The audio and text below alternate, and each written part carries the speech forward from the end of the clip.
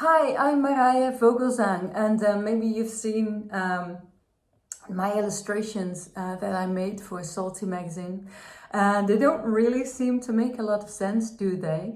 But they are all about food, as you can see, and they're not only about food itself, but they are more about the effect of food and the effect of eating. And I am a designer working with food. I've been working around food for about 20 years.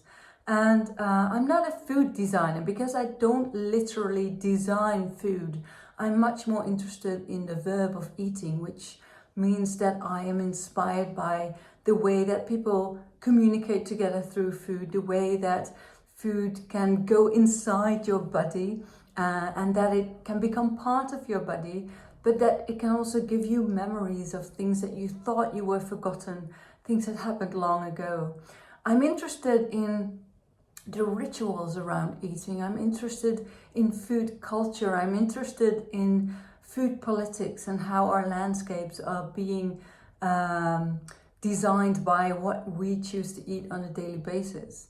All these things I think are really interesting, but I also think that it requires a little bit more creative thinking, because the way we eat, of course, there are some trends and there are new ingredients that are being used, and food is being styled in a slightly different way every year. There are some food trends, but I think radically on the core we can really change our position towards food. We can change our experience with food. Our body is full of senses. Why do we only use our mouth for eating or our fingertips?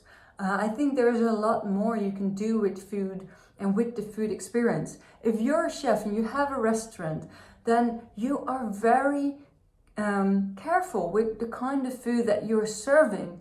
But do you really think about the whole experience of eating? You can put things on plates, but you can also not put them on plates. And this is not necessarily only about styling. And of course, food styling is very important. But this is also about how we as human beings behave with food. What kind of things do we choose to eat? What do we expect in a restaurant? And how can we play with this expectation? I've had 2 restaurants for 7 years. And I've used my restaurants as a playground, as test places. So I changed the concept many times. I made a lot of mistakes, and I also found out a lot of things. And sometimes it can be really simple. Just as simple as changing the name tag that people get when they enter and just giving them a completely different name. I found out that people also feel different when they have a different name and start to behave differently. So these kind of little interventions can be a really simple way to give people a completely different experience. So I don't have restaurants anymore. I create exhibitions about the future of food. I educate designers who are working with food. And I also create immersive experiences where people experience food, but they also experience each other in a new way. If you want to know more about my work, you can have a look at my website, which is on the link below. But I just want to tell you that creative thinking is not just for designers. It's for everybody with a brain, just as food is for everybody with a mouth. And creative thinking can start really simple. If you want to reassess what you do, if you want to find different ways to do things that might not even cost you more, but just give people a completely different experience, like entering through the back door, for example. You can start with a very simple exercise, which is asking questions. And you don't necessarily ask questions like, how can I make more money? You can ask these questions, but in the how questions is already a kind of closing encapsulated. You're already very linearly focused. And what we try to do with creative thinking is to open your brain to see new possibilities. So if you want to practice that, because it is simply a practice, You can start practicing by asking what if questions. What if I would make a lot more money? What if I would have tenfold amount of customers coming to my place? And you don't have to necessarily answer the questions in a practical way. You just start to imagine how that would be. And that's where the magic happens. Because if you start to think like that, if you start to wonder about how things would be, what if we wouldn't eat at the table but underneath the table?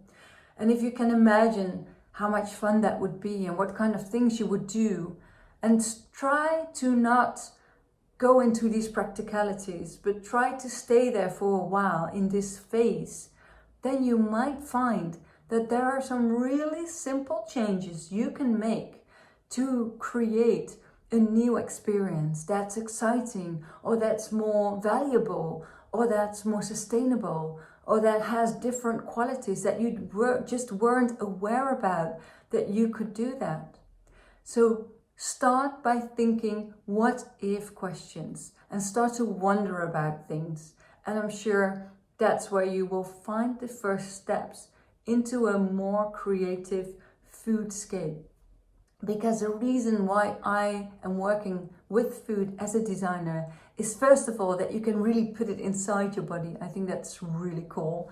And that when it comes inside your body, it really becomes part of you. It's a very sensorial experience, a very emotional experience. But also I do this because I feel that, of course, you can do many things with food, but you can also do a lot of things with perspective. There are a lot of kinds of food in the world. There's so much to explore. But if we do not open our eyes to see things differently, we will actually never value them. So what I want to do with creative thinking is to bring our food culture to a more sensitive, to a more open, to a more appreciative food culture towards food, and also towards chefs and everybody who works in the food world.